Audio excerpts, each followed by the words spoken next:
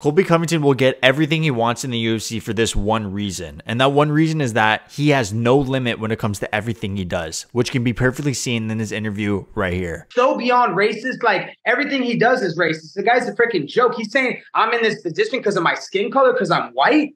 Mike, that's clear racism. And you know who's hanging out and associating with that racist? John Anik.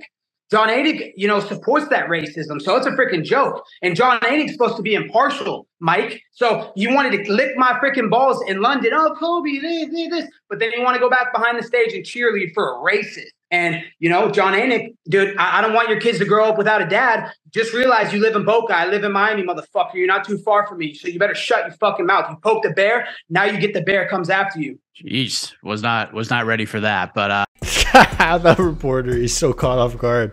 But okay, so first of all, wow. Hate him or love him, Colby Covington, he's entertaining, to say the least. But I mean, my immediate reaction, okay, Bilal Muhammad saying that Colby's getting the title shot because he's white. I mean, he's obviously not serious. At least I hope he's not serious, because that's just, I mean, that's kind of ridiculous. But I just don't even know what to say because I'm white. The fuck am I gonna say? Comes to racism, my mouth is shut. What the fuck do I have to say? I thought it was funny, to be honest. Like, he's complaining about like Bilal Muhammad needing to get like cut, whatever, for tweeting that. But meanwhile, Dana White's bitch slapping his wife. We got that going on. We got Conor McGregor just doing whatever the hell he wants. This guy, he's calling Khabib's wife a towel. He's saying all these things. And it's really ironic that Colby's like getting upset about this racist stuff. Meanwhile, this guy makes the craziest remarks ever. Talks about Masvidal's kids. Your children. Yeah, that's a good one. Forget about your children, you deadbeat motherfucking dad. You a deadbeat. He talks about Poirier's wife getting smashed by Conor McGregor. Let them enjoy themselves. Kind of like what Dustin does when Conor's in bed with his wife. I don't know how to say that. Really says this stuff. So yeah, if anyone's going to be accusing anyone of being racist in the UFC, Colby Covington is definitely the last person that should be doing that. That's all I'm going to say about this. Let me know what you guys think. It's a good, perfect for Tyron Woodley soundbite. Blatantly racist. So he's threatening John Anik. This is another topic. Of course, we just listened to that. Yeah, so this is what I was talking about. So this guy, Sean Sheehan, I don't know who he is, says he threatened to kill John Anik straight up. Is there any profession that keeping your job? Is there any other profession that keeping your job would even be a question? I wouldn't give two fucks about his fake politics gimmick, but this is too far. Brother, if we're in the world of mixed martial arts, there is no such thing as too far. That is the reality of it. Like I said before, Dana White bitch slapped his wife. What are the repercussions of that? He had to give a little interview to media members. That's it. 15 minutes of his time. Move on. I'm not saying that was right. I'm just saying this is the reality of the sport. There's so much has happened. Masvidal sucker punch Colby Covington in Miami. Repercussions? There's no repercussions.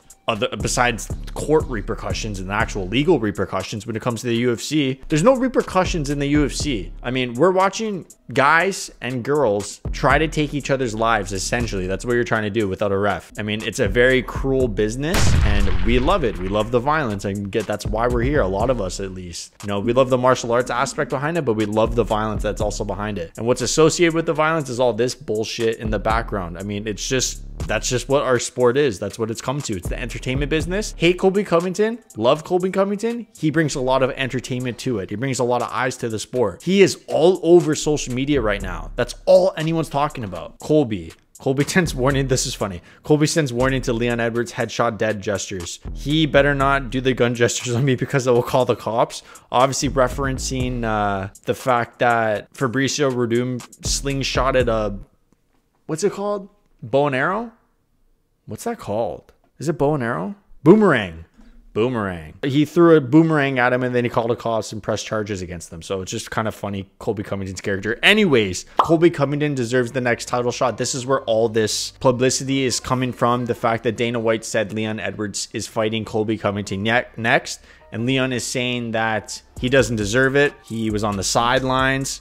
but reality, he was on the sidelines because he was claiming brain damage. This is allegedly, this is what I heard on, I think on the MMA Hour or something like that, one of these MMA podcasts. If you're claiming brain damage and then you're fighting in MMA, it's not the good look. You're probably not going to win that case because he's suing Masvidal for, you know, sucker punching him outside of that restaurant. Him deserving it, I mean, let's look at his record really quickly. Okay, so Colby's record, his last fight against Masvidal, no one deserves on this earth a title shot after beating Jorge Masvidal, at least this year. And then lost to Kamaru Usman and then won against Tyron. Wow, he hasn't fought. He's not been active at all. So I get Leon Edwards' frustration, but Leon Edwards also wants to fight Masvidal, and I don't want to see that fight because there's so many other guys that deserve that fight. I'm just so sick of this Masvidal train. Like, give Masvidal McGregor if McGregor gets starched, which I think he will in this next fight. I hope it doesn't happen, but that's just another video. So let's just look at the top welterweights in the division right now and look for actual contenders that should be fighting at welterweight, should be fighting Leon Edwards.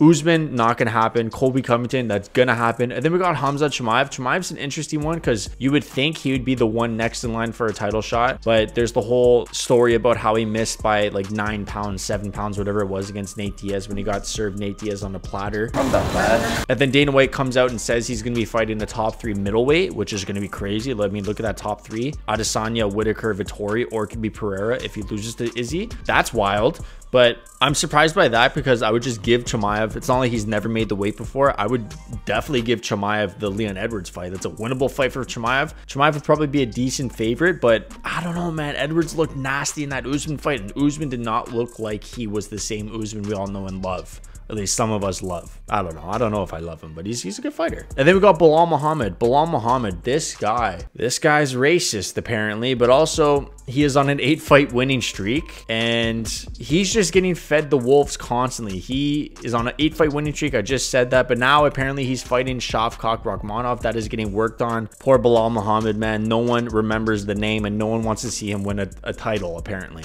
And then we got Gilbert Burns against, where is his name? Oh, there it is. I couldn't even find it. It's so low. Against Jorge Masvidal. That fight makes no sense to me either. If Masvidal beats Burns, does he get the next title shot? I hope not, but I would not be surprised. Obviously, if that fight sells, the storyline behind it and all that. Let me know what you guys think and subscribe if you love MMA. Peace. Love you all.